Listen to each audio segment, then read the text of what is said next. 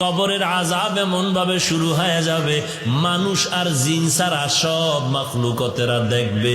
যে কারণে দেখা যায় অনেক কবরের পার্শ্বে কুকুরেরা ঘেউ ঘেউ ঘেউ ঘেউ করে কান্না করে, গরু রশি ছিঁড়িয়া পালায় যায়, কারণ ওরা কবরের আযাব নিজের চোখে দেখতে পায়।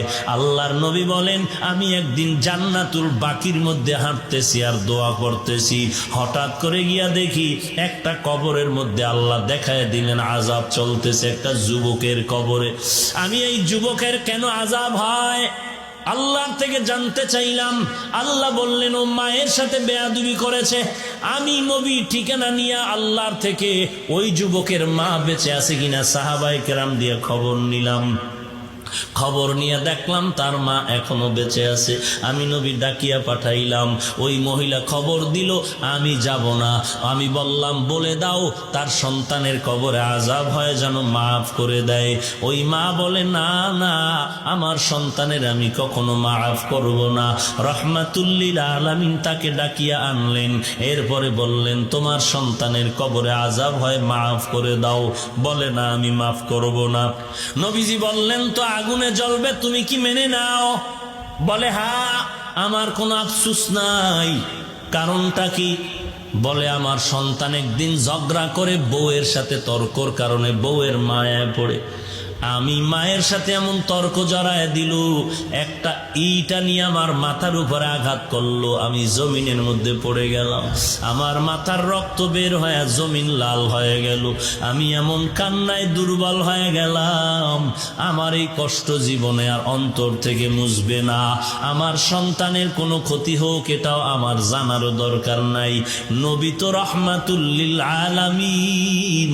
আল্লাহ নবী বলেন সাহাবাদেরকে তাড়াতাড়ি কেরোসিন আর লাকড়িয়ানো আগুন জ্বালাইয়া উপরে উঠাইয়া সন্তানের জ্বালায় দিব। নবী যখন আগুন জ্বালায়, নবী তাকায় দেখে মহিলার চোখ থেকে পানিগুলো বের হয়ে গেল।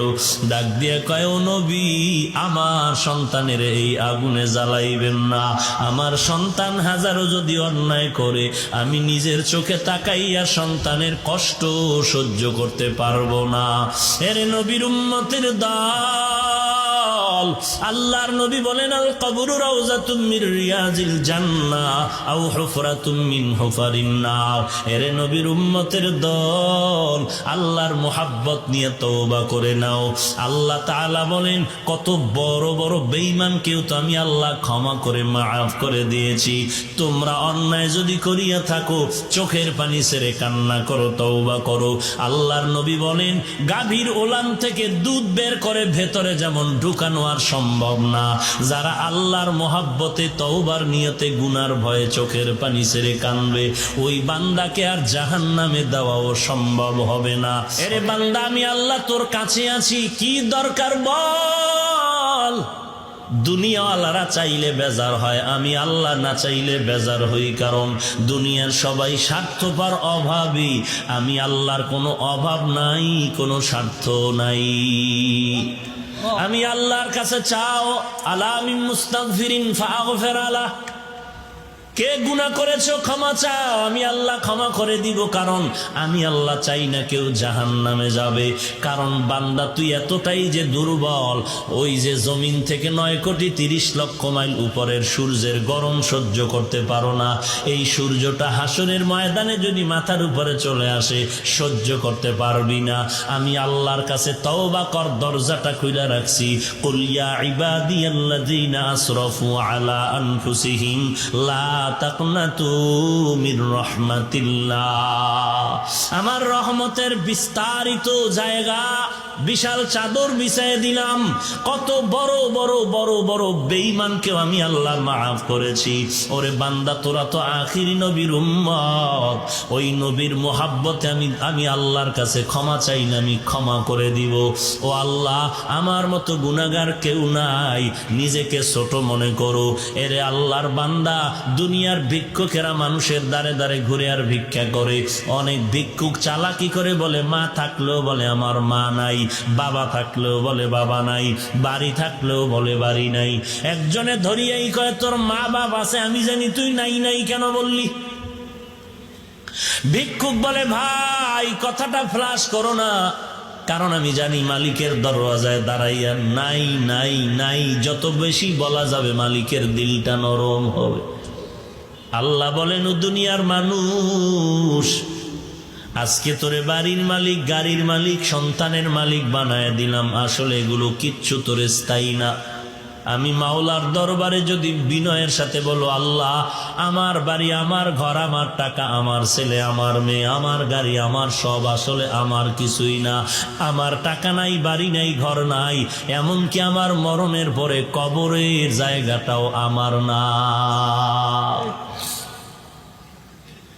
আমার বাড়ি বাড়ি যা বললাম, আমার মরণের পরে আমার গায়ের জামাটা ছেলে খুলে রাখবে, বেলেট দিয়ে কেটে রাখবে, বৃষ্টির মাঝে আমার লাশটা বা রাস্তায় ফালায় রাখবে, দরজা আটকায় রাখবে, বাঁশবাগানে আমার লাশটা ফেলে দিবে। একদিন দুদিন কান্নার পরে আর খবর নিবে না, বরং মরণের পরে জানাজার আগেই মনের মধ্যে জায়গা বাড়িঘর ভাগ করার পরিকল্পনা শুরু হয়ে যাবে। ওই কবরে আমাকে একা ফালায় রাখবে, 3টা সাদা কাফনের আমাকে বাসিন্দা বানায়া, আর কেউ কবরে খবর নিবে না। আল্লাহর নবী বলেন, ওই কবরে খবর নেওয়ার জন্য 4টা বন্ধু তুমি সঙ্গে নিতে পারো। ক্বালান নবিয়্যু সাল্লাল্লাহু আলাইহি ওয়া আলিহি ওয়াসাল্লাম, إذا وزع الميت في قبره جاء القرآن عند رأسه والصلاة عن يمينه والصيام عن شماله وسائر الحسنات عند رجليه। আল্লাহর নবী বলেন, উম্মতের দল অন্ধকার কবরে রেখে যাওয়ার পর 2জন ফেরেশতা আসবে প্রশ্ন করার জন্য। মাথার কিনারায় যখন আসবে, 4টা বন্ধু চারদিক দিয়া দাঁড়ায় যাবে আর বলবে, প্রশ্ন করার জন্য ফেরেশতারা আসবি না? আরামে ঘুমাইছে, বান্দাকে আরামে ঘুমাইতে দাও, দুনিয়াতে ঘুমাইতে পারে নাই। মাথার কিনারার থেকে বলবে, কে আমাদের নিষেধ করলা? জবাব দিয়া বলবে আমি হলাম এই মাইয়েতের বন্ধু কোরআনুল কারীম। ফেরেশতারা ডান পার্শ্বে যাবে, আসবা না। কে নিষেধ করলা? বলবে আমি তার আপন বন্ধু নামাজ। ফেরেশতারা বাম কিনারায় যাবে, বলবে আসবা না। কে নিষেধ করলা? বলে আমরা তার বন্ধু রোজা। পায়ের কিনারায় যাবে, বলবে আসবা না। কে নিষেধ করলা? বলে বান্দার যাবতীয় নেক আমল, দস্তারখানের আমল, মেসওয়াকের আমল, টুপির আমল, দাড়ির আমল। কতক্ষণ তোমরা থাকবা? বলে আমাদের এই মাইয়াতকে জান্নাতে ঢুকায়া দাও পর্যন্ত থাকবো।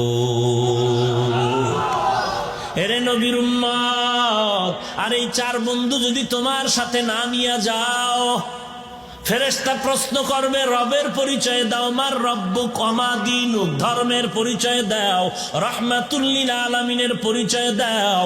তুমি তো ধর্ম কি জিনিস জানতাই না, ধর্ম কাকে বলে তাও ভালো করে চেনো না। স্লোগানে তালে তালে তাল মিলায় বলো, ধর্ম যার যার উৎসব সবার। তোমার নিজের যে একটা নিজস্ব ধর্ম আছে তার খবরই নাই। তোমার যে একজন আল্লাহ আছে, সে আল্লাহর সাথে কোনো সম্পর্ক নাই। তোমার যে রাহমাতুল লিল আলামিন আছে, সেই ব্যাপারে তোমার খবর নাই।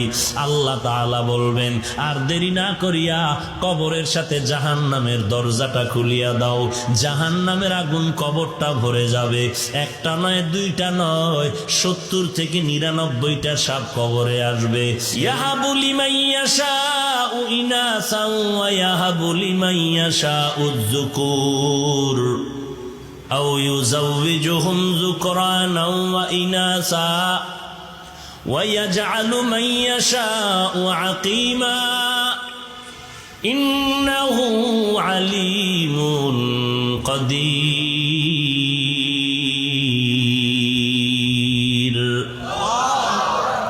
আল্লাহ বলেন, আসমান জমিনের ক্ষমতা আমি আল্লাহর হাতের, কুদরতি হাতের মুঠায়।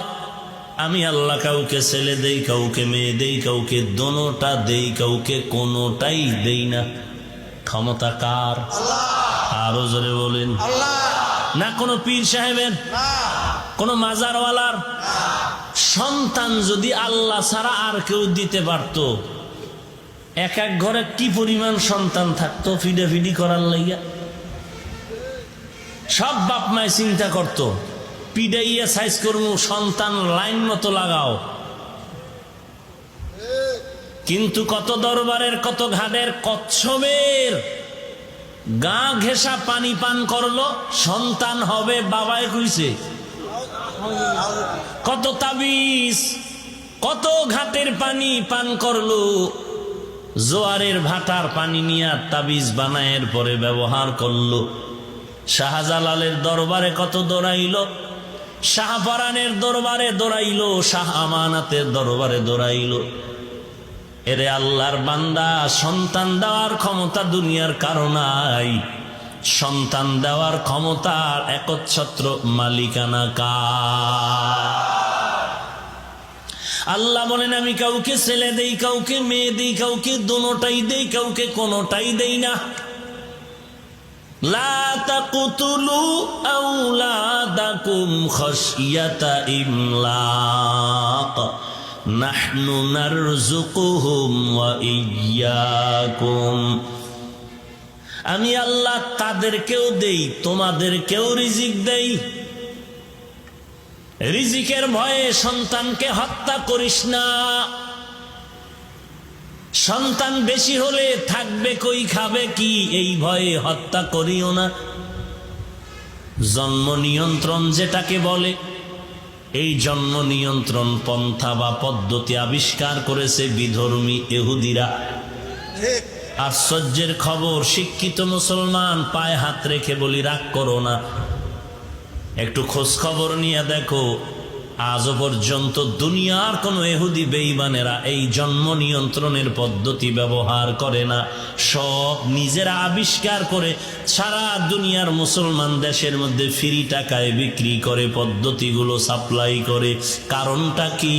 কারণ হলো ওরা চায় মুসলমানের সন্তান কমে যাক, নিজেরা বাহাদুরি করতে পারবে। মুসলমানের স্লোগান শিখে দিল, ছেলে হোক মেয়ে হোক দুটোর বেশি নয়, একটা হলে ভালো হয়, না হইলে আরো ভালো। কিন্তু ইহুদি বেঈমানের ঘরে খবর নাও, প্রত্যেকের ঘরে সন্তান এক, 4, 5, 7, 8, 10, 12, 17, 70টা পর্যন্ত পত্রিকা আসছে। এক বেঈমানের বাড়ি পাবা না সন্তান অল্প। রবীন্দ্রনাথ ঠাকুরের সন্তান অনেক। এরকম একটা একটা গণনা করে দেখো, সব বিধর্মীদের ঘরে সন্তান বেশি। তাহলে ওরা জন্ম নিয়ন্ত্রণের পদ্ধতি আবিষ্কার করে, ওরা কেউ ব্যবহার করে না, সব মুসলমানের বিনা টাকায় বিলাইয়া দেয়। মুসলমান টের পায় না, না যাই না, না শুই না, উল্টা কোরআনওয়ালাদের গালি দেয়। আচ্ছা, সব কথা বাদ, ধরে নিলাম একেবারে ইহুদির